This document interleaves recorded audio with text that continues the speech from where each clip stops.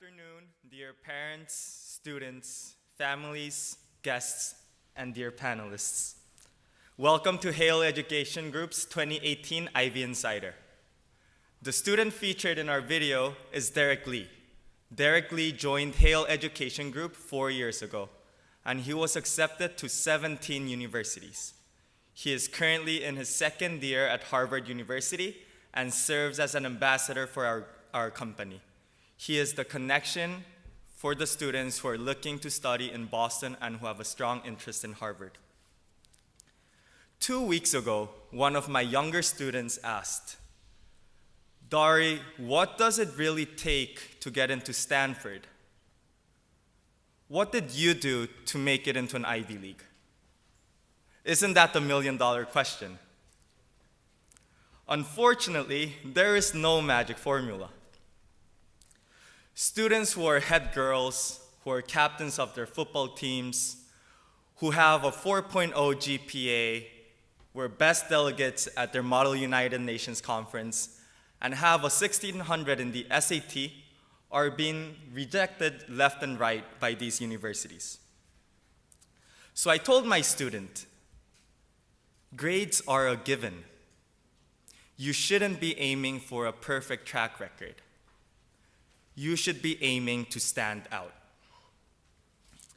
Let me give you just a little hint to how competitive it is to get into a top university like Stanford. Stanford accepted 2,085 students this year. 10.7% of those students were international citizens, representing only 60 countries out of the 195. So let's build the best case scenario. If we assume that only students from these 60 countries applied, ignoring all the rest of the countries, Stanford accepted an average of only 3 students per country. So let me ask you, are you in the top 3, not of your class, not of your grade, not of your school, but in the top 3 of your country's applicant pool? Despite the odds, Hale Education Group has secured a Stanford acceptance every single year since 2013. And we did so by working together with our dear students. The path to a US university is a daunting process, perhaps the most stressful time for a high school student. Students spend countless hours studying for their exams, brainstorming and writing essays, connecting with admissions officers, all while juggling their social life, their schoolwork, their sleep, and their family time. Our mission at Hale Education Group is to mentor, guide, and prepare our students for entry into US universities. Our goal is to cultivate and guide the holistic development of students, helping them to achieve their fullest potential through the empowerment of education. In simple words, we are here to make you, the student, stand out. This past year, we worked with the most gifted and wonderfully gifted students. In this single application cycle, we secured over 35 million AED in scholarships and received acceptances from top universities such as Stanford, Harvard, Yale, and Princeton.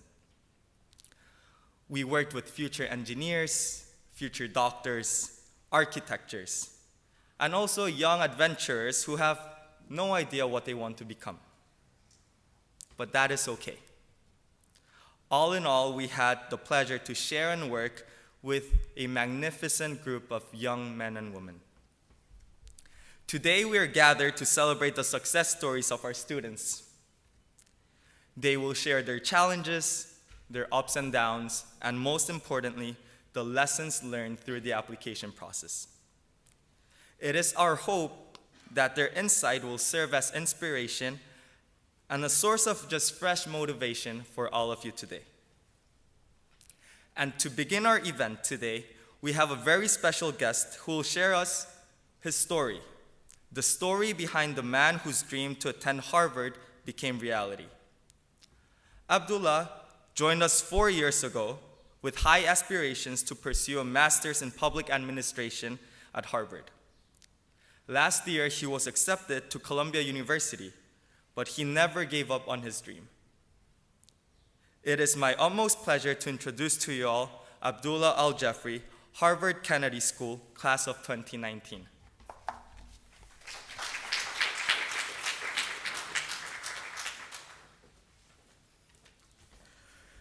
Thank you, Dari.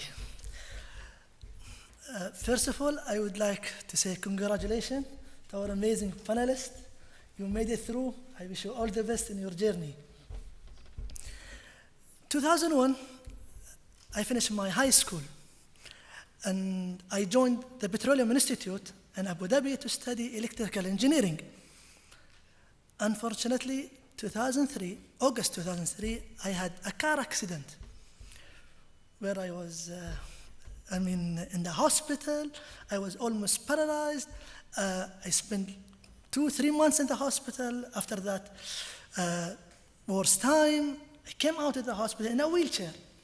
And my whole life ruined, and my family was so disappointed. My friend, colleague, everything. So it was a really bad moment for me. Then I decided to take this journey of treatment. I went to Germany for 4 years to recover. Greatly that I made it through. I came back in 2009 to Abu Dhabi again to start this journey again, where I don't have a degree, undergrad degree. I don't have any job. My peers, friends, colleagues, most of them has been graduate. Some of them has got an amazing job. So I was saying, okay, I need to do something different. What shall I do? So it was 2009 when I decided, okay, I have to go to Harvard. This is it. No way. Harvard, and that's it.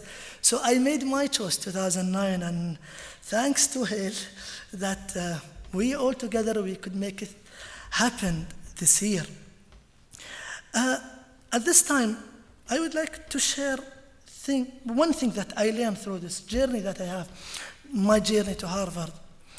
It's for you student, just having a clear idea about your why you want to go to Ivy School, what's the thing you want to do in the future.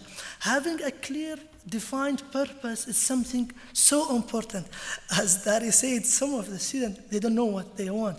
It shouldn't be that much precise, but it's so important to be, even those a generic thing, your family to be proud of you, things that you want to contribute, create change, having a very solid idea about your vision and purpose is so important. Why is that important? Because it's not easy. Dari was saying, he's giving an example of Stanford. And the friend, this young student was asking, what does it take? If I could answer on behalf of him, it takes whatever it takes, simple as that. So it has to be the passion, the focus, the sacrifice, all those things, and such thing won't happen unless you have a clear idea about your vision, your goal, the things that you want to achieve in the future. So my advice to the student is sit with yourself, define this goal, define this vision, and be focused. We live in a life where there are so many distracted things. Social medias, news, it's so messy. But when you have this vision, you will be focused, you will be dedicated to this goal you would like to achieve. I made it through Harvard. When I think, about what I achieved, it's not that just being to Harvard. I'm enjoying the sacrifice that I made. It's really joyful. It's either that you make it through and you are patient, having tough moment, or you will make it through with fun, with joyful time, and celebrating as well. This is the thing that I would like to share at this moment. I wish you all the best. I hope that in near future I will see some of the students here and the panelists celebrating with their families and their beloved ones. Thank you.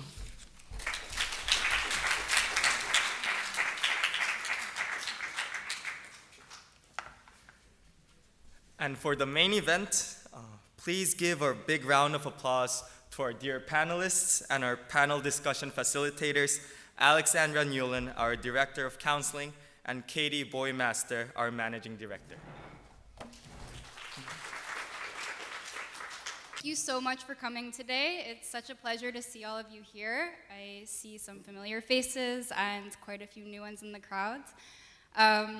As Dari mentioned, I'm the Director of Counseling here at Hale Education Group. This is my 3rd season with Hale, and I've had the pleasure of working with many, many students from 9th, 10th, 11th, 12th grade, watching them grow, develop, mature, find their passion, and head off to university.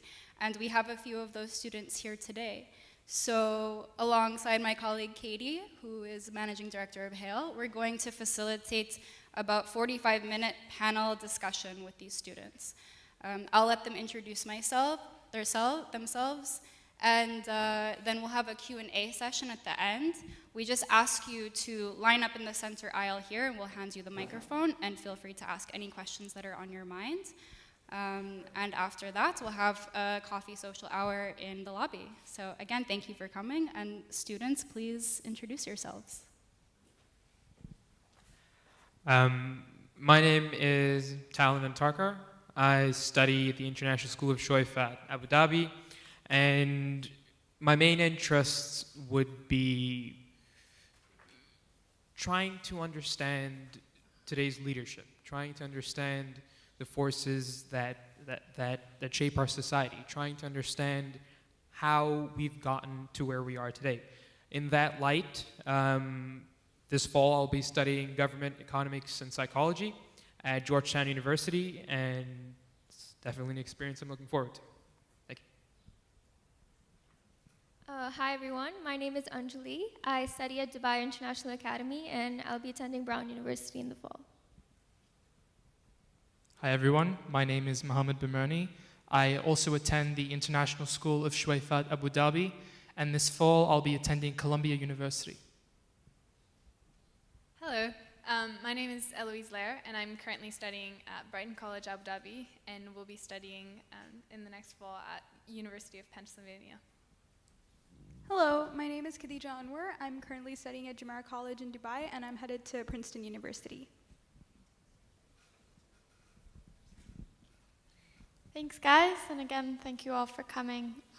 So let's jump into the questions. The first thing I want to ask you guys, there are universities obviously all over the world, and you are all headed to universities in the United States.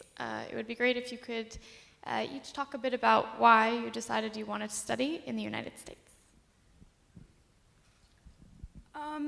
So for me, it was about Oxford or Princeton. And I guess what it came down to for me was the course. Princeton offered a neuroscience program, whereas in Oxford I ended up applying for experimental psychology, and it was just the fact that Princeton not only allowed me to become part of this new evolving field, but also offered this potential for personal growth because of the fact that you can take up all these electives and really explore what you want to do, compared to the UK, where you really have to know what you want from the very beginning. And I guess for me, I'm not one of those 17-year-olds that knows exactly where I want to be and what I want to do in 10 years' time. I kind of just want to explore, which is why I wanted to go to the States. So I'm interested in studying medicine in the future. So I kind of looked into the UK that had a very more specific track to studying medicine. And basically when you apply, you enter as a medical student. However, I personally didn't want that. And I just wanted, again, same thing, more time to explore. And I think that to me was something I valued a lot in medicine, was just that exploration of different fields, not just sciences. So I'm interested in studying like psychology, which is a different twist to like just chemistry and biology, like anything from sociology to just geography, just to kind of be a more well-rounded student to then enter medical school if after 4 years that is still what I want to do. My main reason for studying in the United States was exactly what people have said here earlier. The flexibility that the US offers is truly uncanny, unparalleled, sorry. The main choice that it comes down to for students is whether to study in the UK or the US, I think. And as they've said before, the UK demands that you at the age of 16 or 17 know exactly what you want to do for the rest of your life. I don't think that's a reasonable thing to ask of such a young student. As I've stated before, I want to study what makes our society run, and that involves multiple fields: political science, economics, history, geography, philosophy, psychology. These are things that the US really does allow for, because it truly gives a Renaissance education. And that's why I like to study in the US. So just as everyone has already said, I think the US offers so much freedom and choice and exploration. So for me, I know that I'm interested in human behavior, and that eventually I want to go into some stream that's related to human behavior, but that's such a broad area. It can go down the pre-med track, or psychology, or neuroscience, and honestly, I don't think I would get that opportunity in UK or Canada. And also, I just love Brown so much, and there's no Brown in any other countries, so that's why. For me personally, I'm from Australia, so it came down to the US versus the UK versus Australia. And one thing that the US offers, as the other panelists have mentioned, is a liberal arts system of education. So Columbia, for instance, where I'll be attending, even if, let's say, I opt for as a physics major, I'll still be taking classes in history, literature, English, creative writing. And that's the kind of freedom that someone who wishes to study in the US looks for, that liberal arts system of education. If I were to go to the UK instead, I would have to select my major immediately and only be able to take classes in that area for the most part. Great. I'm also hoping that each of you could maybe you all have a wide array of extracurricular activities, but if maybe each of you could pick one extracurricular activity that's especially important to you, and tell us a little bit about how you've pursued that activity over your high school years.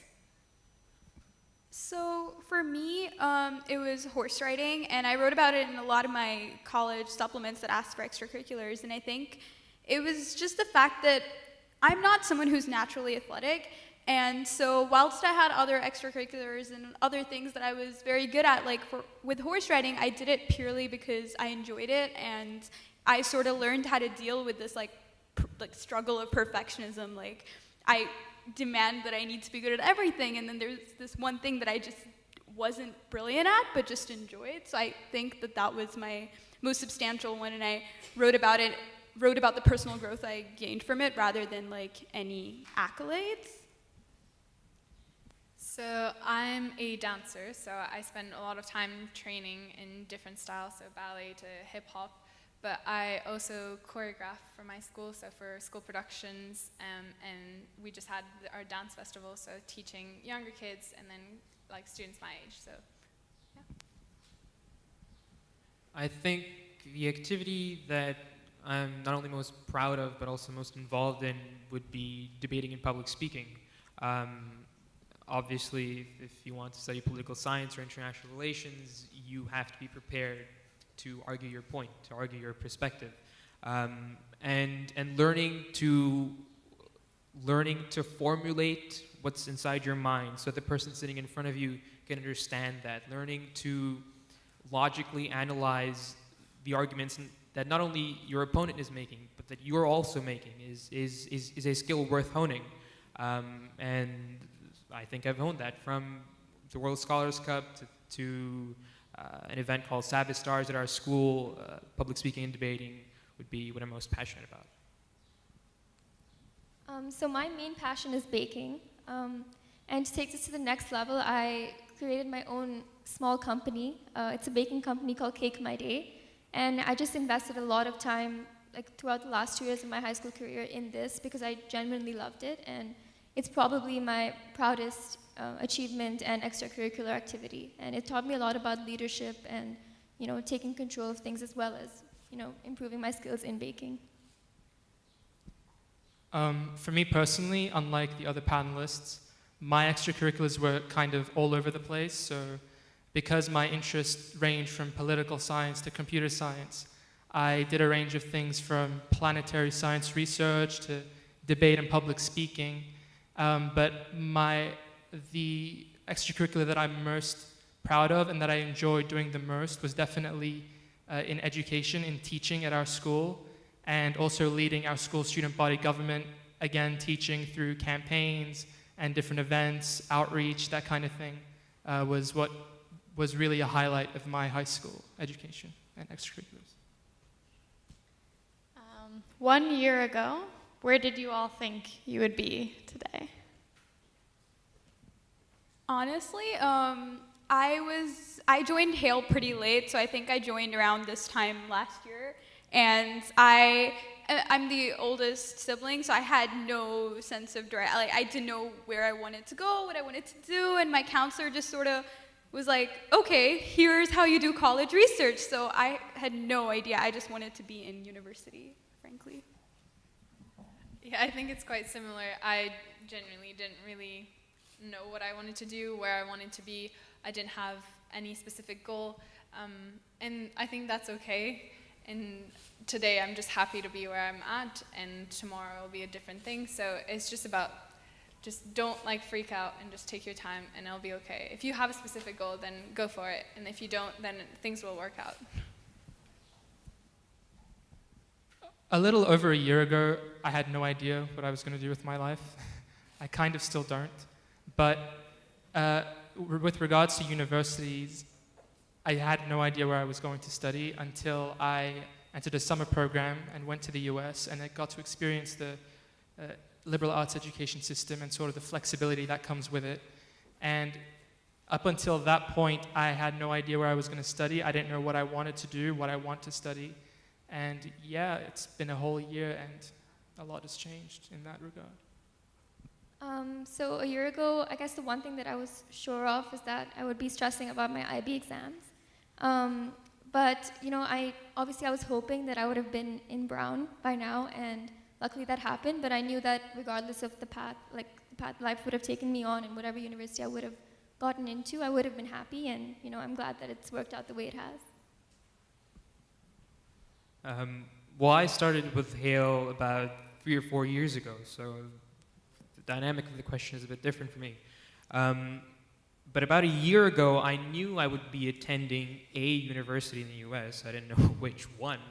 And I definitely didn't think I would be an Ivy outsider at an Ivy Insider event. But as the other panelists have said, through the college application process, what you'll notice is you'll introspect so much that you will truly find what you're interested in, you'll truly find what you're passionate about, or you'll just discover yourself in a new light. And I think just my intellectual horizons have been broadened. That's all I'd say. This question is for everybody. When you first started with Hale, or 1 year ago today, either way, did you think you were a competitive applicant? And what were some of your doubts and fears? When I first started with Hale, I knew absolutely nothing.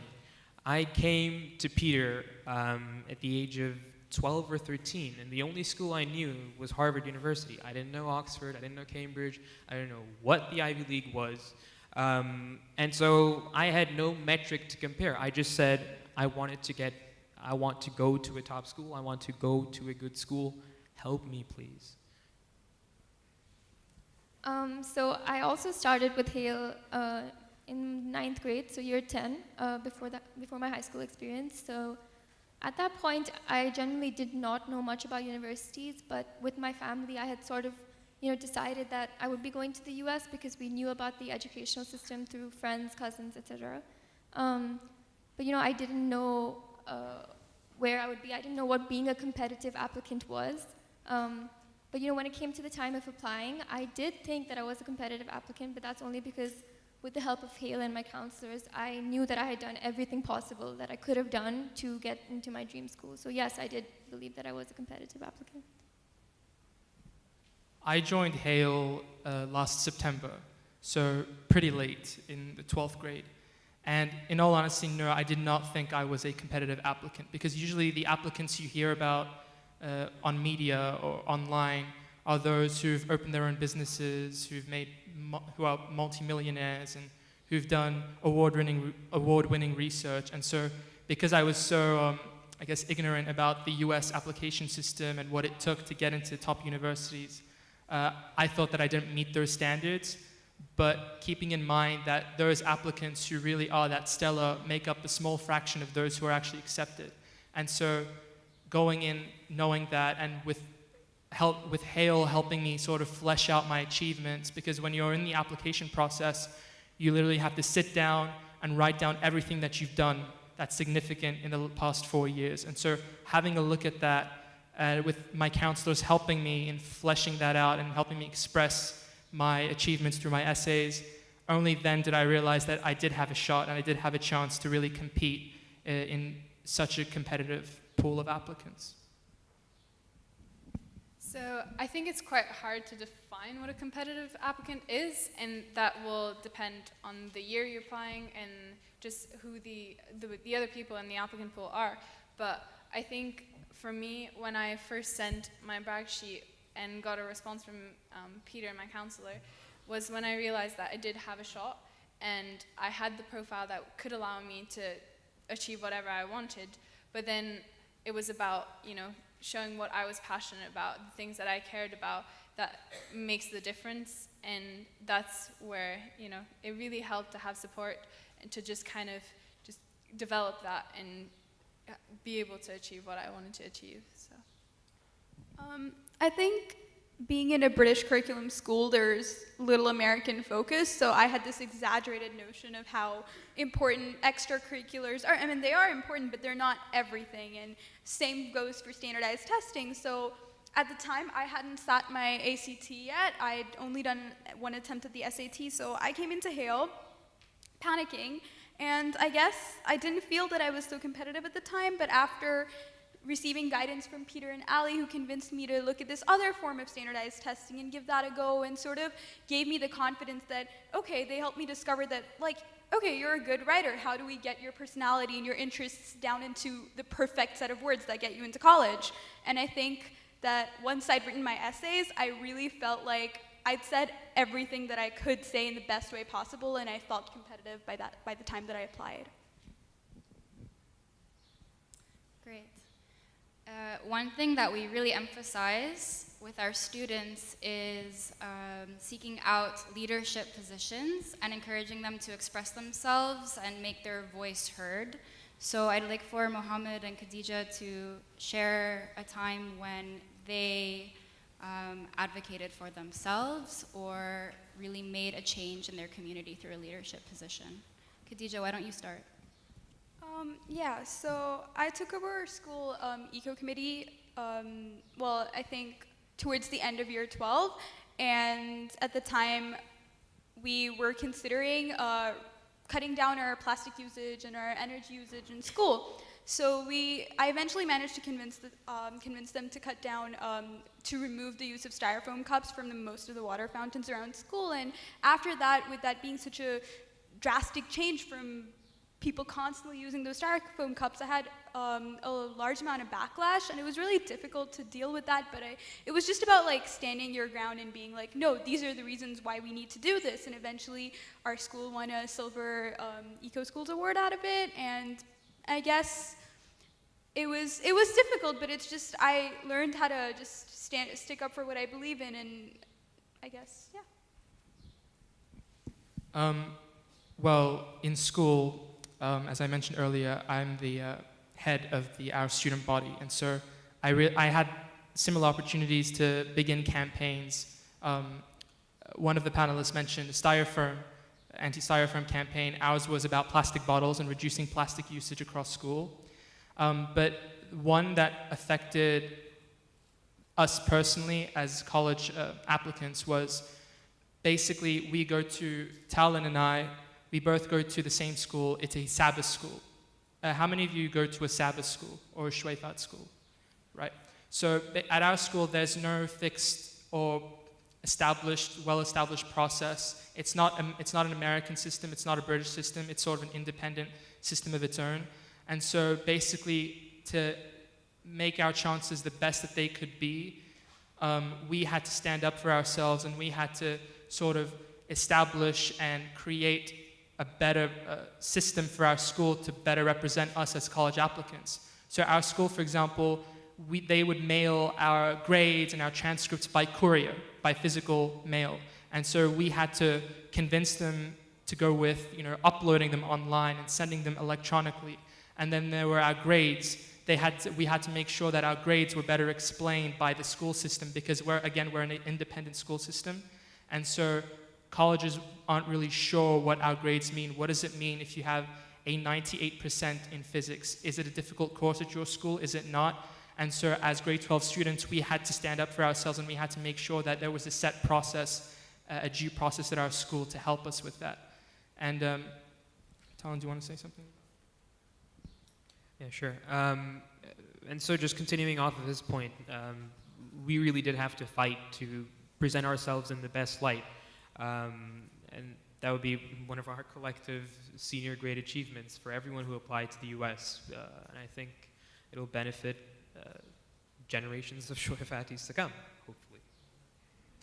Great, thank you so much. These are really important attributes to possess as a US university applicant. So thank you for sharing those stories. This question is also for Mohammed and Khadija. I want to talk about your essay writing and the approach that you took in composing your personal statements and your supplemental additional essays. Khadija, you can start. So I was a bit all over the place. I started writing my essay, and we brainstormed a few ideas, and initially it was just about my move from Saudi Arabia to Dubai, and I didn't like it because that's a pretty superficial topic. It's really generic. So over the summer, my counselor was like, have a think about it. We'll come back and work on it in the fall. And so instead of trying to piece it together, I sort of wrote two other drafts with completely different topics, and it was about eventually, when I came back, my counselor was like, okay, there's something really substantial that we need to find. So she was like, leave this with me for a few days. And she helped me really bring out these threads of myself and this whole new topic. And I ended up writing about perfectionism embedded into this thing about the move from Saudi to Dubai. And I think that I went through a lot of shifts, but in the end, I think there's always something that you find in your original draft, and you just need to sort of look for it rather than panicking.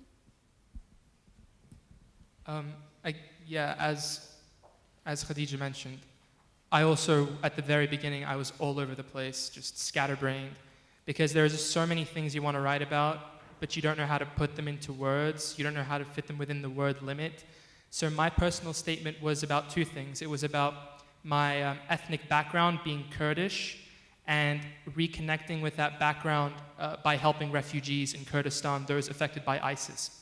And so writing about something as sensitive as the issue of terrorism or religion, religious extremism, my counselors helped a huge amount in trying to navigate that area and that terrain, because you can imagine when you're talking about, let's say, a cultural background that represents millions of people, or a religion that represents billions of people, or even a terrorist group, and trying to navigate, go around those sensitive areas and issues, you need a lot of other people helping you and making sure that you're writing about the correct things in the correct way.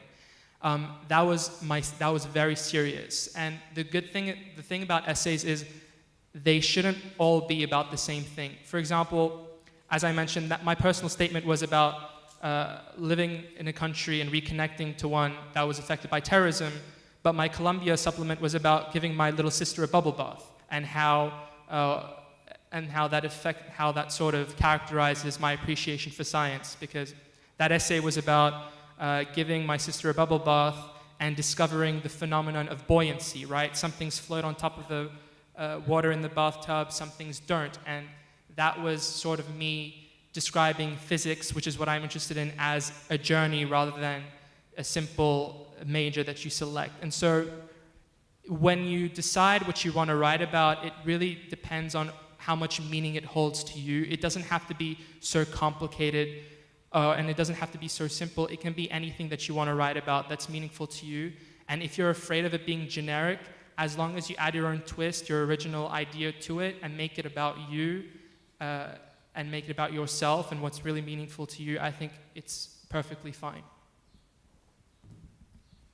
So all of you up here have achieved some phenomenal results in the final analysis, but I know some of you at various times in the process had your eye on different schools from the ones you're ending up at. So Eloise and Talon, I'm hoping that you might tell us a bit about some of the deferrals or waitlists or rejections you guys found, and how you moved through that phase of your application process to a positive end. Eloise, go ahead. So yeah, rejections are never easy. They're never going to be easy. It really sucks to kind of open a letter and see that you didn't get in. But at the end of the day, you just have to trust the system and trust that you will end up where you're meant to be. And so for me, it was just about like taking the time to just kind of get over it and, you know, believe and have faith in the other schools. And I did a lot of research on the schools that I got accepted in, and that really like brightened up my mood, and it helped a lot because I did fall in love with those schools all over again. And you don't have to focus necessarily on one school that's your dream school. I think what I tried to like keep was when I was applying, and then even after, it was just, you know, being open to any of those schools and really loving every single school that I applied to, so that wherever I got rejected from, it wasn't the end of the world, and I would be happy to go to, you know, my safety school just as much as my dream school. And so that really helped for me. One thing about rejections that you must keep in mind is that a committee of 5 to 6 people, maybe 7, maybe 10, they do not hold the power to determine your self-worth. Just because you were rejected from your dream school does not mean you were in any way less of a competitive applicant, does not mean that your achievements have gone unnoticed.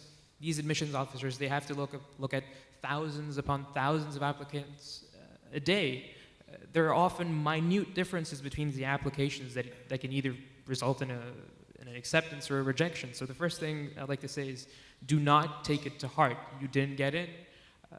Like Dari said, there are stellar applicants who have a perfect GPA, who participate in countless activities, who are athletes, who have perfect SAT scores, and they don't get in either.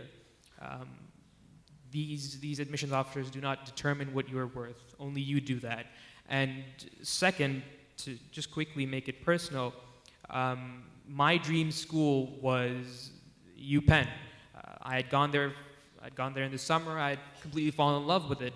But after being rejected from UPenn and getting into Georgetown and researching Georgetown, I realized that for what I wanted to do, political science and international relations, Georgetown University, that is 10 minutes away from the White House, is the best in the US.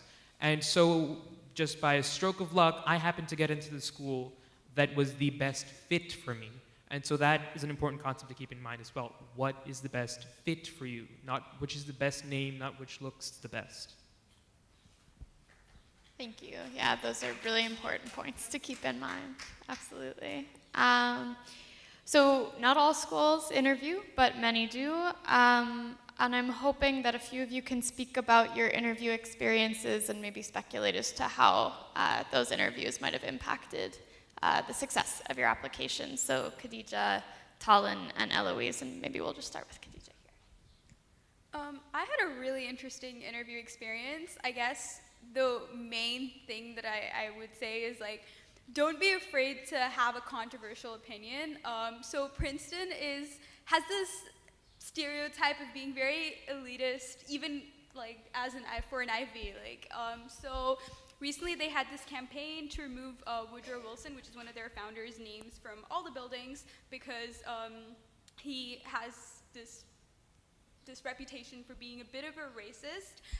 So I ended up talking about that campaign with my interviewer and giving my take on it, and I was sort of in favor of it, and I was afraid that as a Princetonian, she may have been a bit offended because she didn't really, she was sort of very,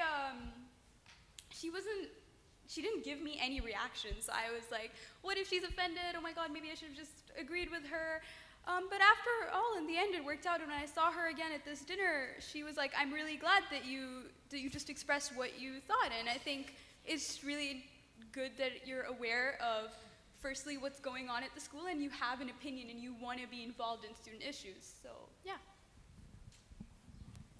So I had quite a few interviews, and they were all honestly really nice. I was expecting at least one that would be really hard and terrifying and traumatic, but they were all really sweet interviewers that were just there to hear more about what I had to say about the school, about who I am. But regarding UPenn, I came to Dubai, so I'm from Abu Dhabi, and it was my only interview in Dubai. And so it was a long wait with a lot of people, and it was quite stressful, but it went really well. And then when I got the acceptance, I also got a phone call. Didn't answer at first because it was a random number. And then when I did call back, it was my interviewer who was asking, 3 months later, was asking how I was doing, if I was excited, and just was open to answer any questions that I had. So we had like a probably 1 hour and a half long conversation afterwards, just discussing the university, the city, and just to hear more about it. So that was a really nice experience, and I got to hear more from a UPenn student, and just, yeah, it got me a lot more excited. My take on interviews would be the complete opposite of some people. Some people go into an interview, they're sweating, they're nervous, they don't know what to expect, but I'd say go into an interview expecting a conversation, because that is what you get in a US interview.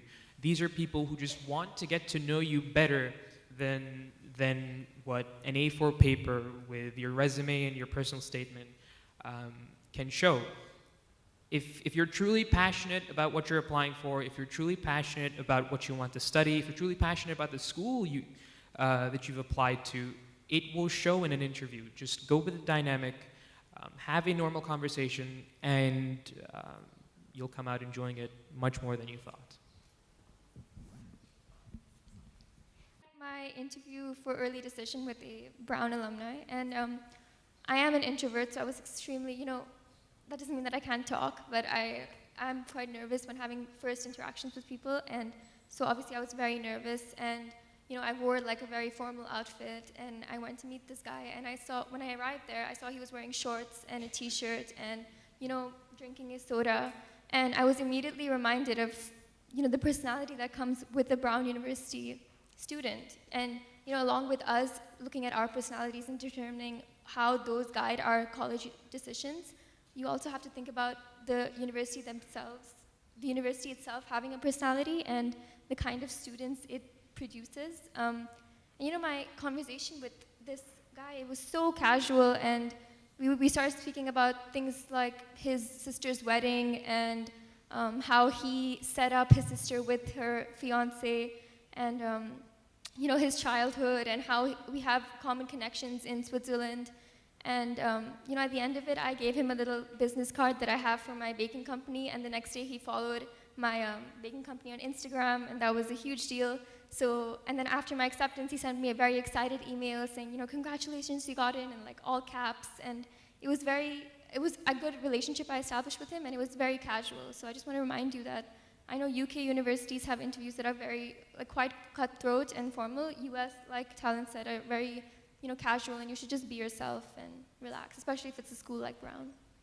Whether you can point to one or two qualitative factors or traditions at each of the schools that you all will be attending that you're especially excited about or looking forward to.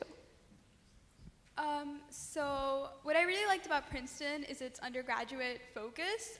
It's the Ivy with the greatest faculty to undergraduate student ratio, with almost, I think every single professor is accessible to undergraduates, and I was just really excited about that because, when you spend so many years trying to get to this big institution, you really just want to experience every aspect of it. So for me, that's why I really wanted to go to Princeton.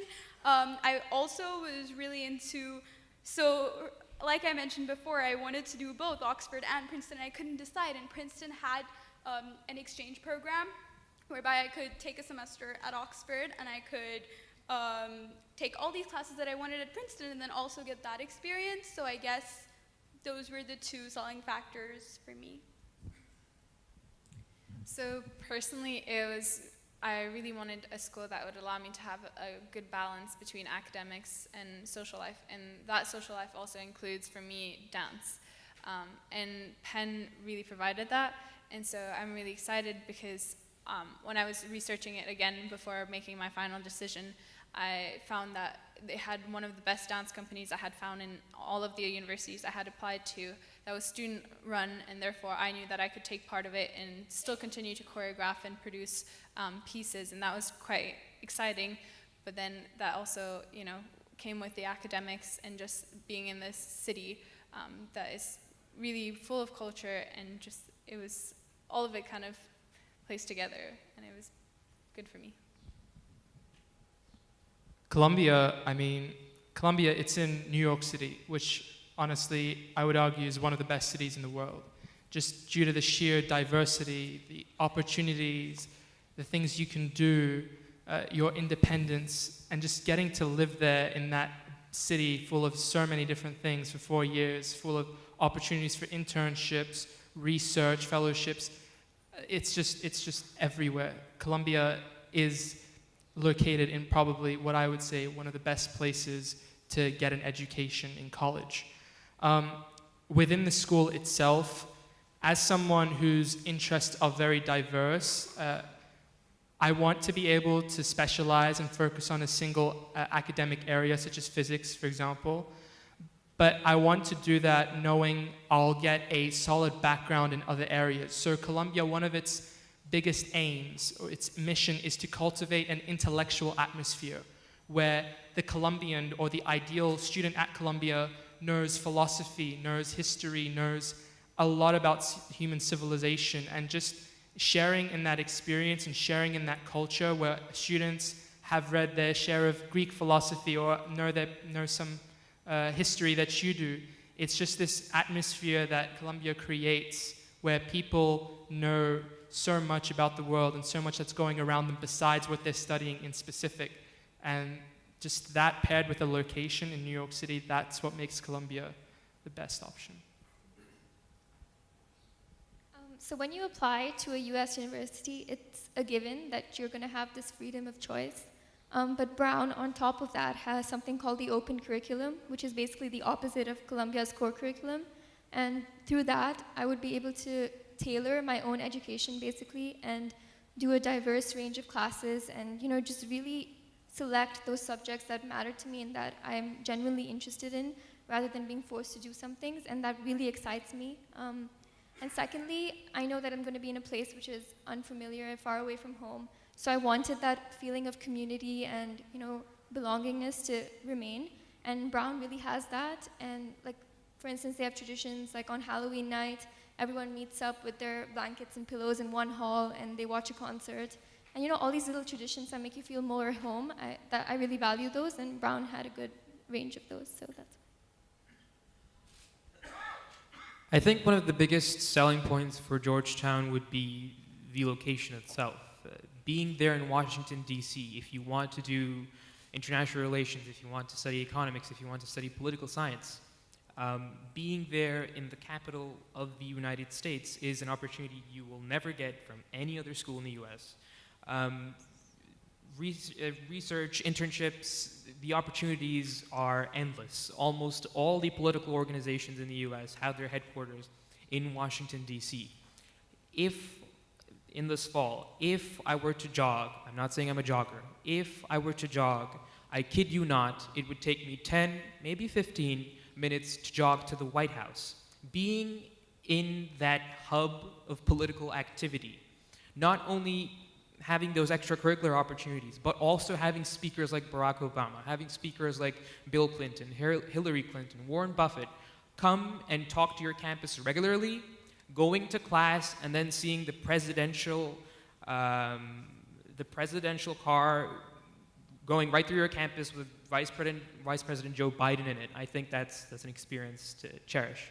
And not only that, but because Georgetown is a Catholic university, they have this belief that not only should you have a technical understanding of the world, but you should also complement that with a set of ethics.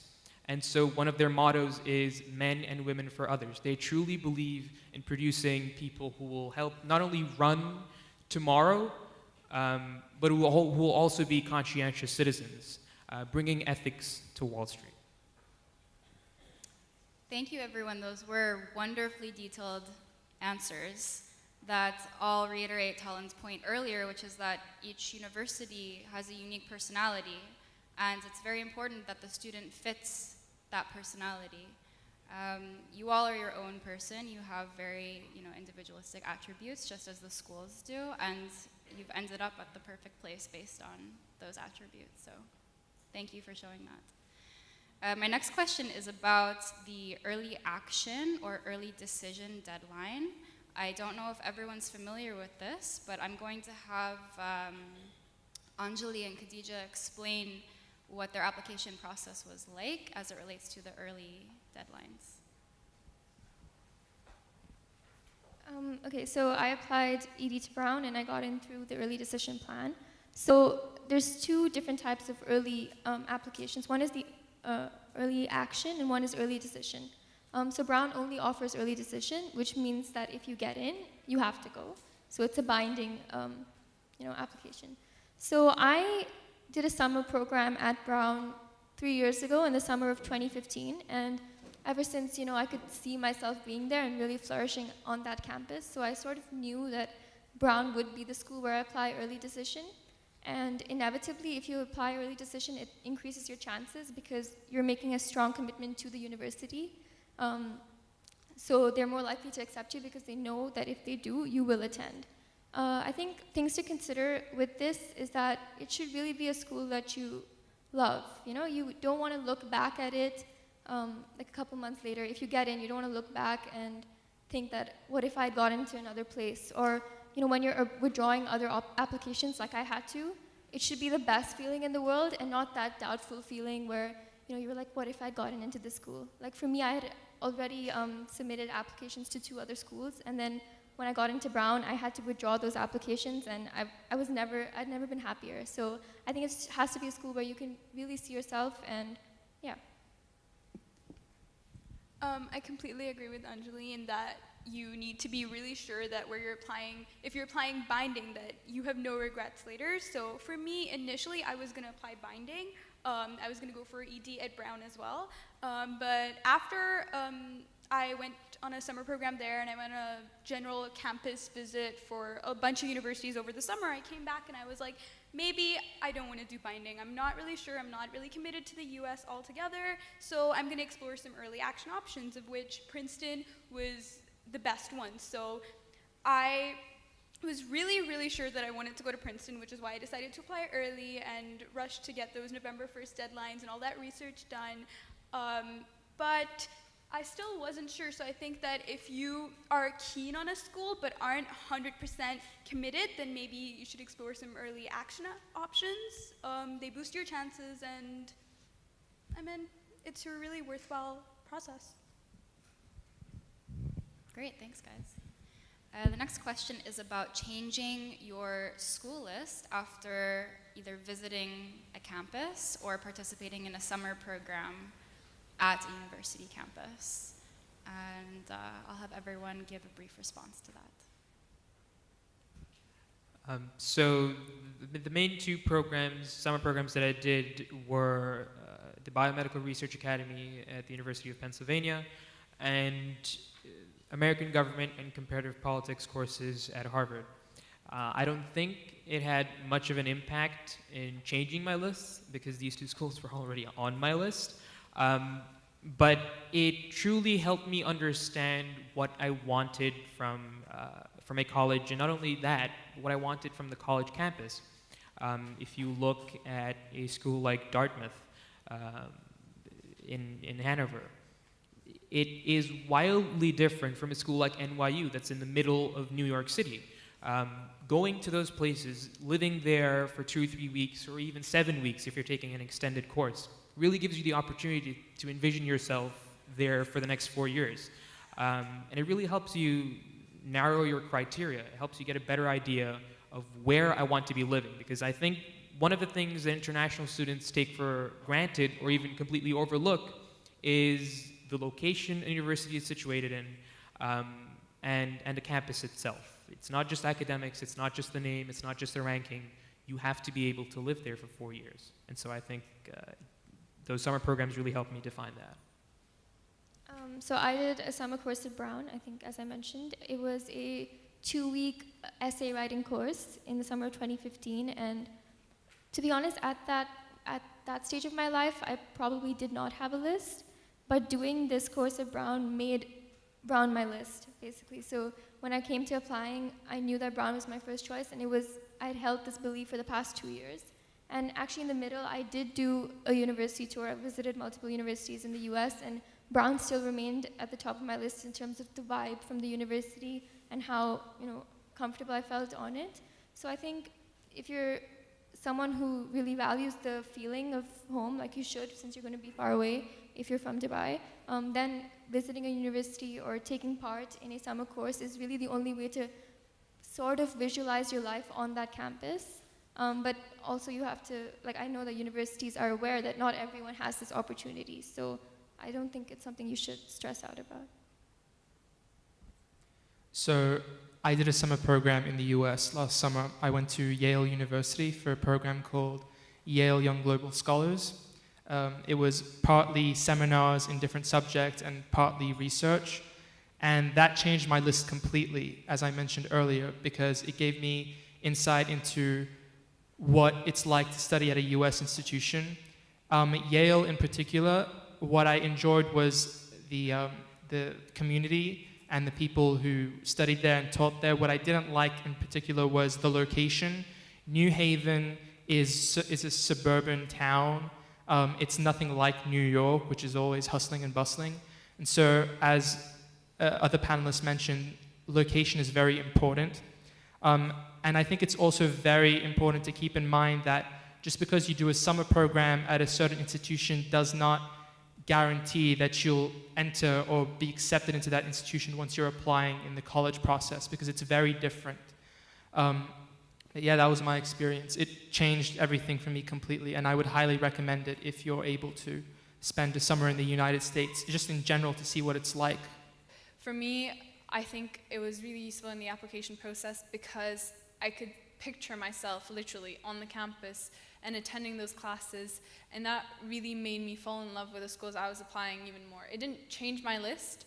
I went to schools that I really wanted to go to, and it only reinforced my interest in going to those. So, I have something really similar to say about Yale. So I think that there are a lot of schools that will meet your academic criteria and will offer a curriculum that you want, but I think campus visits are so important because Yale used to be at the very top of my list, and I was so sure that that's exactly where I wanted to be until I went on a campus visit, I think last summer, and I just didn't like the campus vibe. And while I'm not someone who says that first impressions are last impressions, first impressions are very important. If from the very onset you just don't enjoy a campus vibe, then maybe it's just not the right fit for you.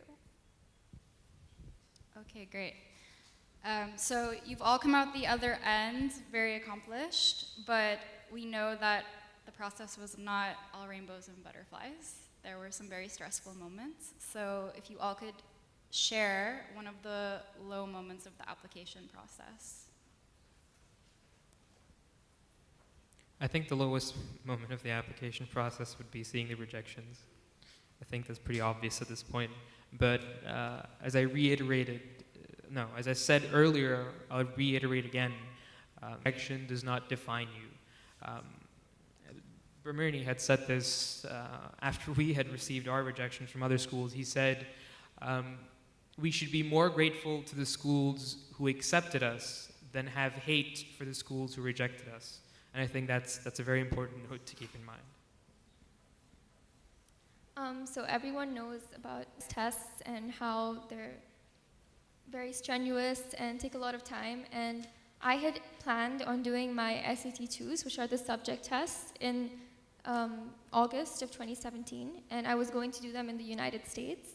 But I don't know what happened. It was just a bad day and it did not go well. And I think that happens, frequently. And I had to, after that, convince myself that this one day is not going to take away the past 4 years of effort that I've put into getting into the school.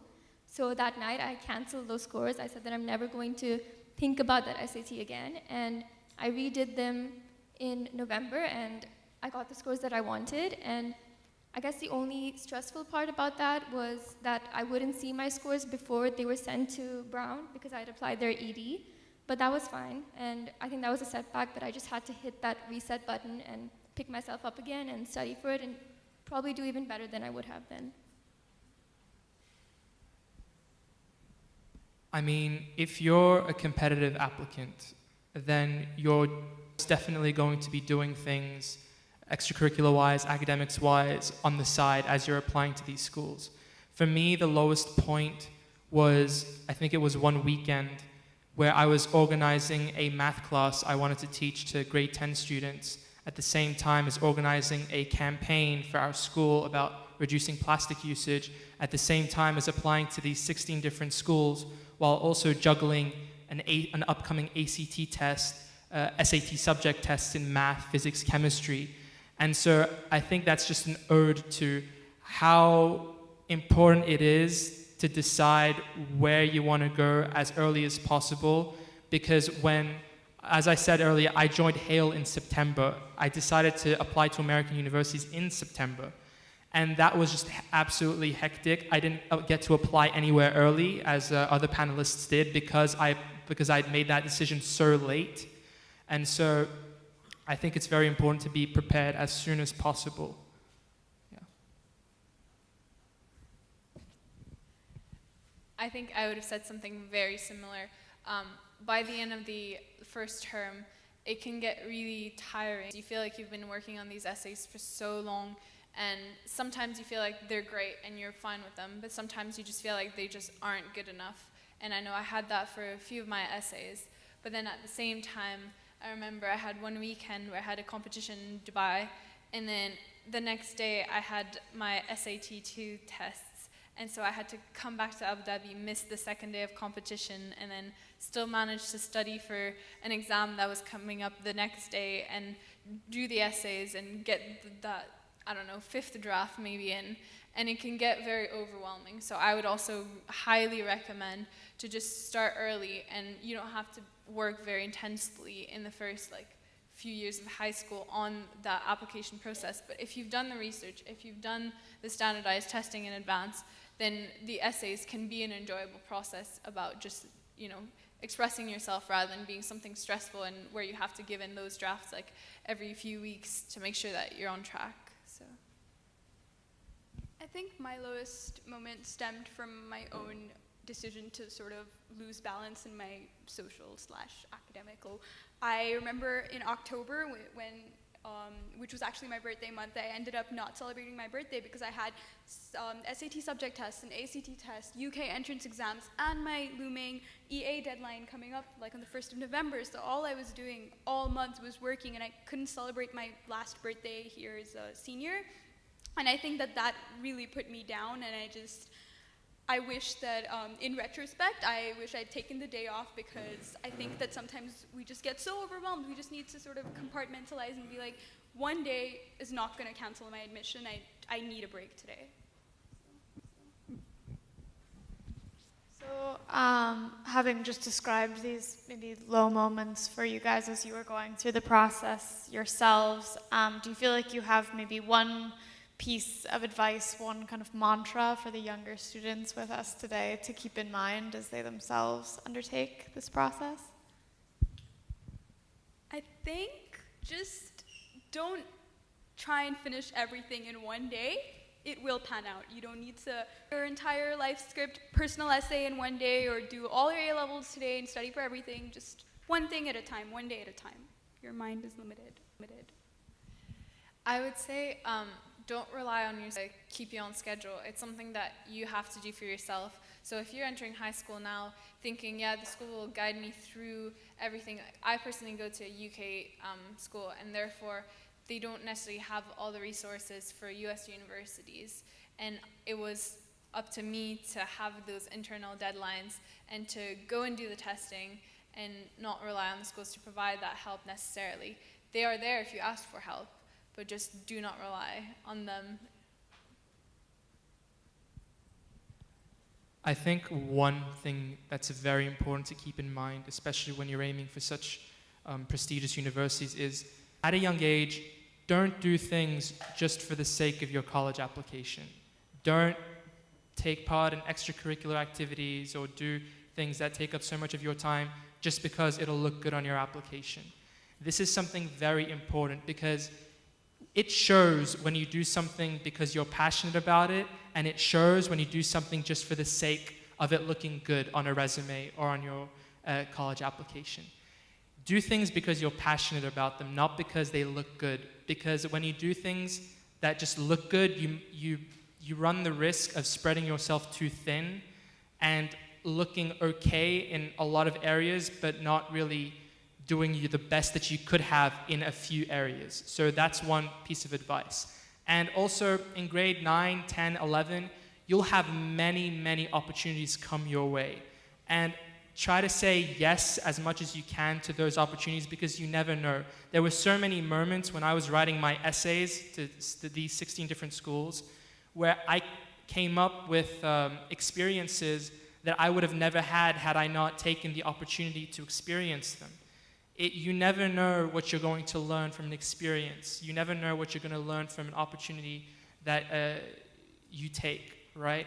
So do things because you love to do them, not because they look good, and take advantage of every opportunity that comes your way. Okay, so unfortunately, or maybe luckily for some people, universities do look at the last 4 years of your high school career, so year 10, 11, 12, and 13, or 9, 10, 11, 12. And I think if you're entering high school now, you're aware that they do look at these, so I would work hard right from the beginning.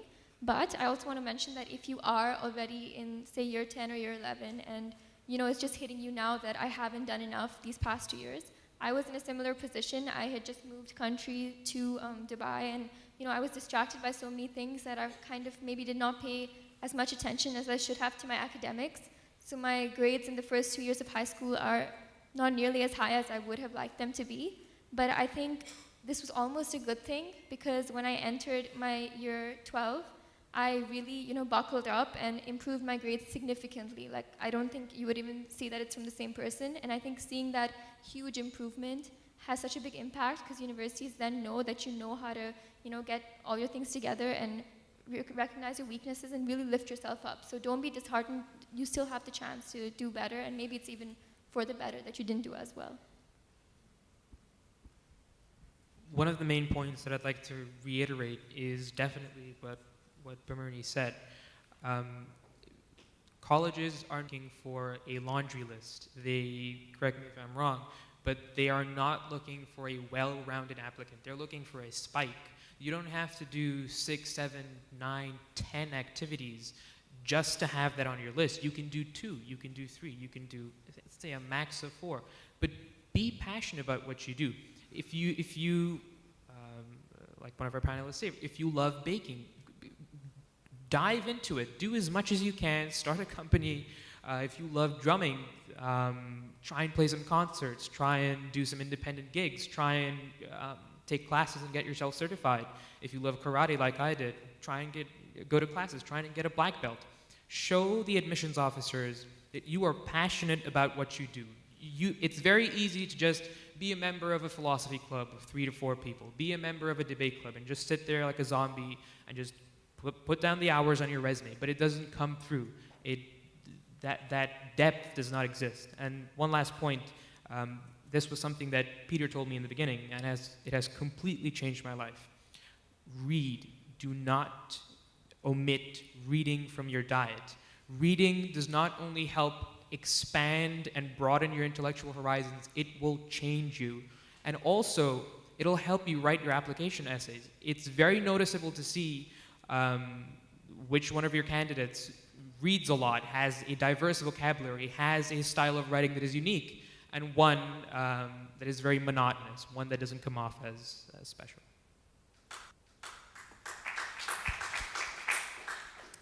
Thank you, everyone. Excellent, excellent advice.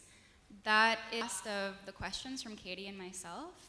I'd just like to thank our panelists for sharing such great insights. I hope those of you who are students in the audience who are starting to think about university for the first time, or are starting the application process this year, have gained a lot from this. We've all seen by the way that you present yourselves just how impressive you are, so I'd like to have a round of applause for you and your accomplishments.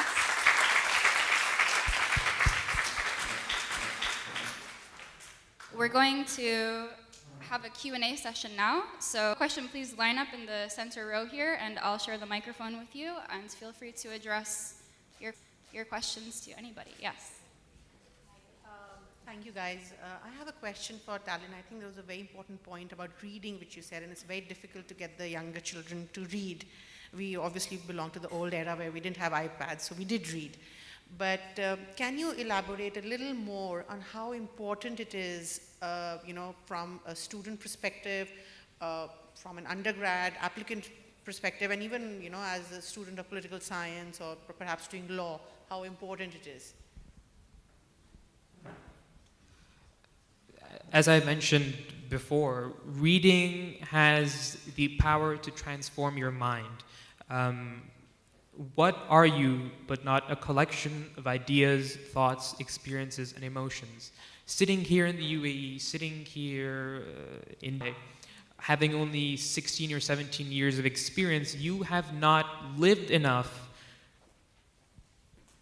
to have a fully developed view of the world. That's where reading comes in. That's where words on a page allow you to express and experience centuries of collective human emotion, collective human thought, collective human ideas.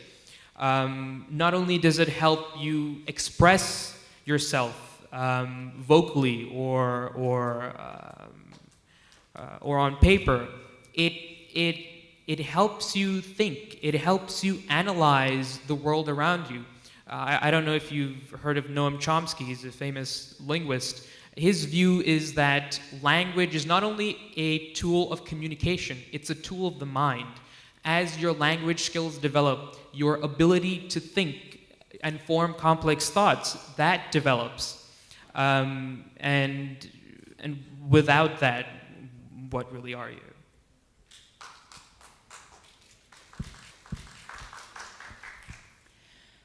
Hi, first of all, congratulations to all of you and to your parents, because I'm sure they're very, very proud. Bravo. I have a question for you. As a mom, I see my son, who is not in the American Sisters, so Eloise's comment is very on point, because they prepare our children to follow the American path, and there's a lot of work to be put in order to be able to meet the requirements of the applications, and also Muhammad's points about Shweifat. Now, what do you do? My question to you, and I'm really, did you have a life? Did you go out? Did you party? Did you go to the movies? Because sometimes I think we are struggling with that because there's no time. We need to finish the curriculum, then we need to do the SATs, then we need to do the community service, and that, I mean, my husband and I, we feel like we're applying too, because we're all the time, checking the timings and checking this, and if we have 1 hour for the SAT and blah, blah, blah. So, yeah, this is the question I have for you. And your parents as well. Whilst the American and British system are drastically different, they don't expect you to be a different kind of human altogether. I mean, as long as you, maintain your interests, the main difference is that the UK system has a little less emphasis on extracurriculars, but our school still pushed us to do that. So as long as you just make sure that you stay committed and don't drift off into just academics or just partying and the weekends, I think you'll be fine. And I did have a life, surprisingly to everyone. I guess what's important also is that you have obviously it's not like you only befriend certain types of people, but also have some friends who are also committed students and also care about school, because it can always be helpful to study with friends, so you get to have a laugh and have some fun whilst also studying for your exams. And you have those friends that really like to chill out and lay back on the weekends, and you can do that too if you work hard during school and don't procrastinate. So I guess what is really difficult, the only thing that's really difficult is not about managing to do all these things, it's about the times that you want to do nothing, because you're always either you're socializing or you're working or you're doing something else. I think it's really important to get your sleep, to be honest, because you won't have, senior year, you won't have much time to chill out and just do nothing. You'll be doing something. I'll just kind of to add on to that, I think it's really important to just stay organized during that time period and prioritize the things that you really care about. So if you are a big social person and you like going out and hanging out with friends, that's absolutely fine, and you should keep doing that, because there's absolutely no way you will get through the whole application process without doing the things that you love. So I know for me, I just simply love dance, and I get my social time during that to hang out with friends, and just that's good for me. It might not be good for other people, and you just have to find those things that work for you. Be efficient in your work, so don't over the weekends just work all the time and think that you're getting 12 hours of work. Just be extremely efficient. Even if you work 2 hours at a time, then get a break, do something fun. I promise it will be better than just kind of always working. Just prioritize and stay organized. Great. Before the rest of you answer, if you have any questions, please line up here for the microphone.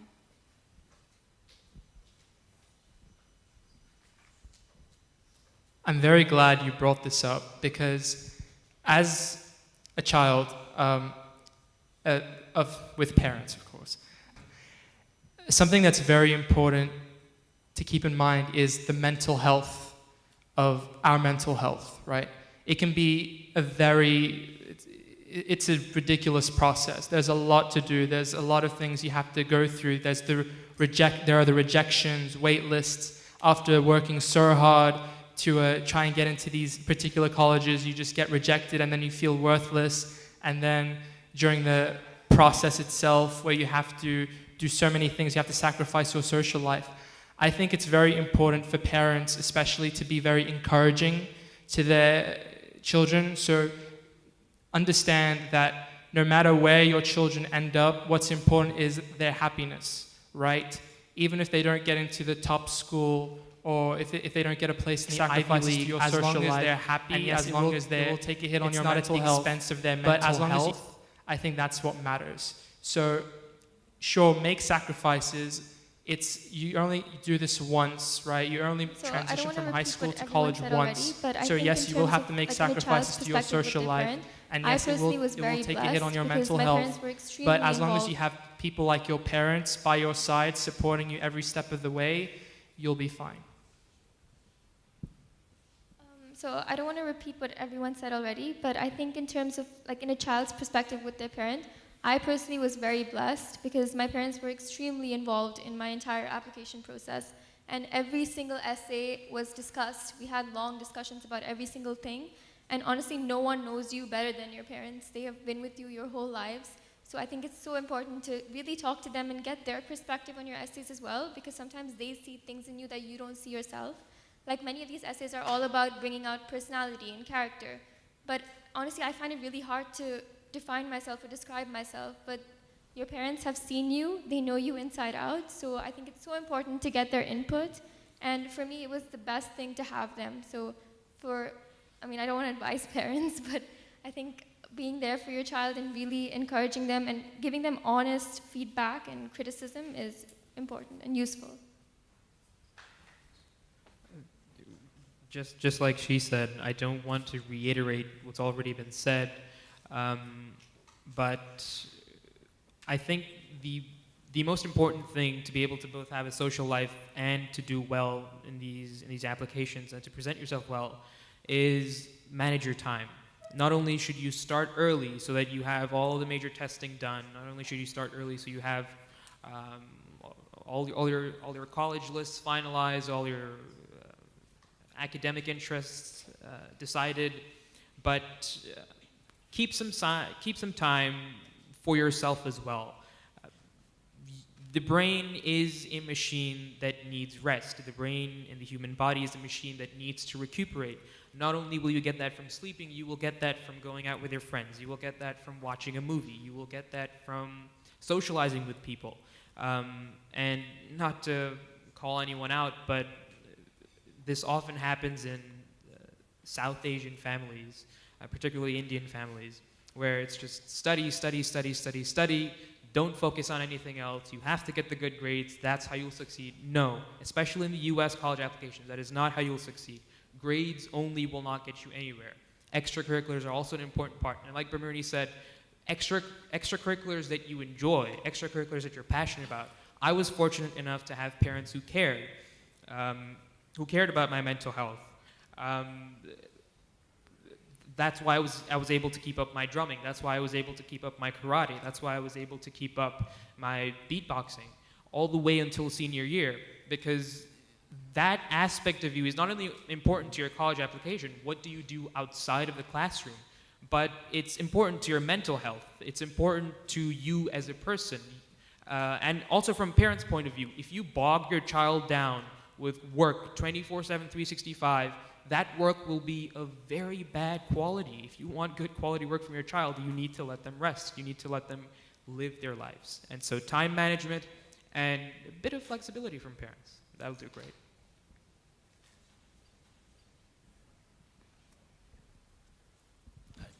First of all, thank you to all of you.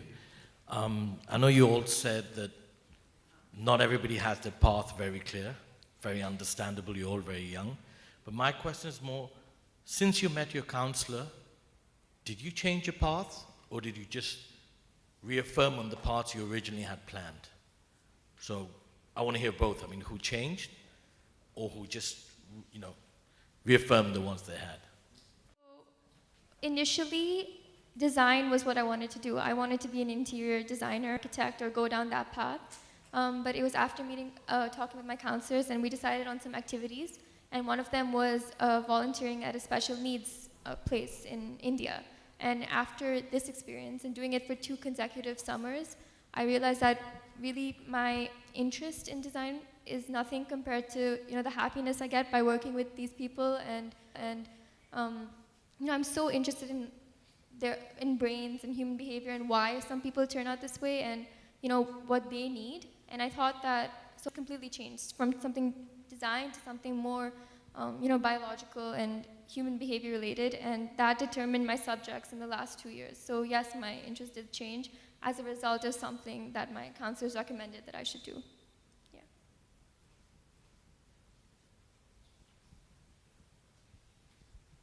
I also have something to add on to that. My life definitively changed because of one of my counselors, Peter. Going back to the point of reading, he suggested that I read Brave New World by Aldous Huxley, and it not only changed the way I look at my life, it changed the very way I look at the nature of reality itself. Everything from politics to philosophy to economics to my own religion to every single issue that has to do with the human condition. It completely changed because of the advice of one counselor and that one book that he told me to read. And it completely changed my academic interests as well. I went from wanting to study biomedical research to now political science, to understand how these ideas come about. So yes, I do think counselors have had a huge impact. Okay, my question to you, Talin, is basically debating and public speaking is very important. So did you learn public speaking and debating at a very young age? Or did you feel, because I see the way you speak with Mohammed, all the guys of you all speak in a very, very alphabetical way, which is very good in today's work environment where marks is not important. So how did you get to learn this? Did you get any help from Peter or someone else?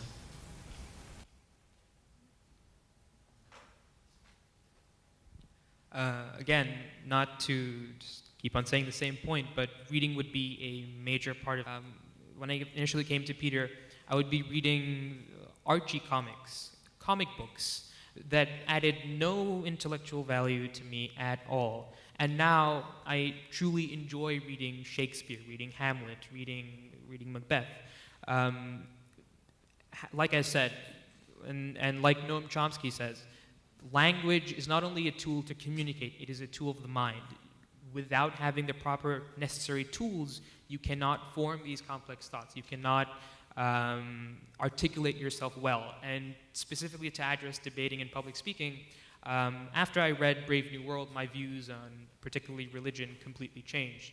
And I started viewing debates that scientists were having online, Richard Dawkins in particular, Neil deGrasse Tyson, Lawrence Krauss. And not only because they were well-read, but because they had this wealth of knowledge in their minds, did I pick that up. And so the main point would be definitely reading. Great, last question. Oh, sorry. I just wanted to add something to that point about public speaking and debate. So first and foremost, cliche, but really practice makes perfect. The more you debate, the more you speak in front of people, the better you get at it. And I don't think it begins with being a great speaker from the very beginning. For me personally, and I think it applies to Talon as well from what I know about him, it starts with an idea that you're very passionate about. And as long as you're passionate about a certain idea or any sort of issue, particular issue, for me personally, that's science and science education. As long as you're passionate, your voice will speak for itself. And as your voice speaks for itself, as you learn how to speak and how to argue and how to analyze and process and cross-examine, your practice will make your voice shine through, and that's very important. So yes, reading is important, but also practice the speaking part as well. And the speaking and the debate will stem from an idea that you're passionate about. Last question from the audience. Yeah.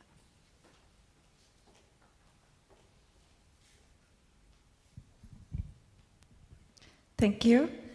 Hi everyone, congratulations. You and your parents, of course. I think you've created a lot of inspiration and motivation across the room. And that's very, very important that we are taking back today. My question is particularly to you, Mohammed, and to Talin. Both of you have started in Schwefert, and you've mentioned that it's kind of a mix of curriculums, and I think it can become a bit confusing for us as parents and as students as to the path forward.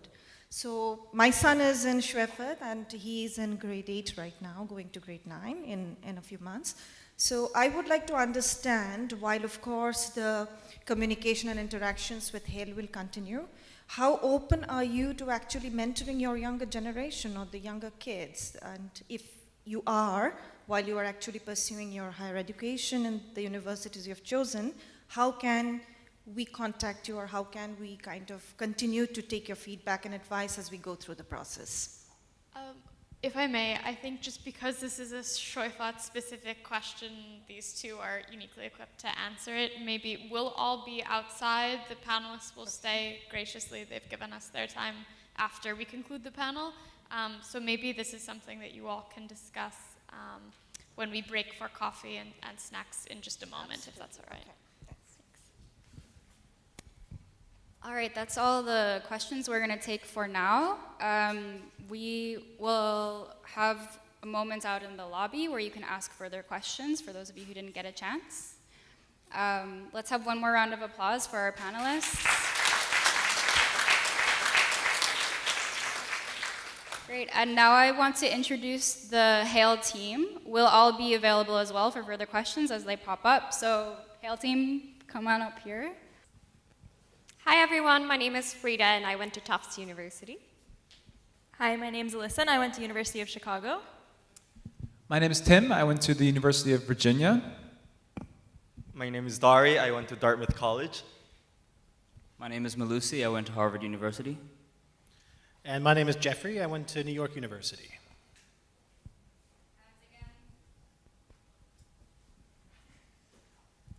Again, my name is Alexandra. I went to McGill University and Washington University in St. Louis. And again, my name is Katie, and I went to Williams College in Massachusetts.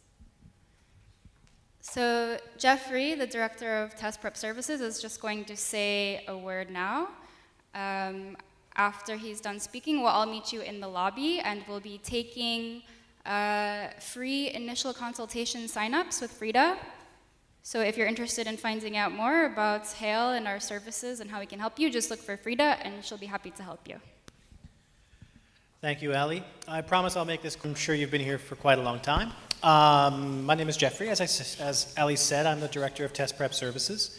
I'm sure you guys all know that you need these standardized tests, the SAT and the ACT, in order to apply to U.S. universities. So I just want to remind you all that we will offer free practice tests for the SAT and ACT, complete with very detailed score reports. Just come outside, visit me at my table here, and I can get you set up with some free practice tests for SAT and ACT. This is particularly useful if you don't know which one you're going to take. I can give you a little quiz that would tell you whether you're better suited for the SAT or the ACT. So that's my 20 seconds. I will see you guys outside. Thank you. Thank you again for coming. Please help yourself to coffee and refreshments in the lobby. And again, we'll all be available if you have any further questions.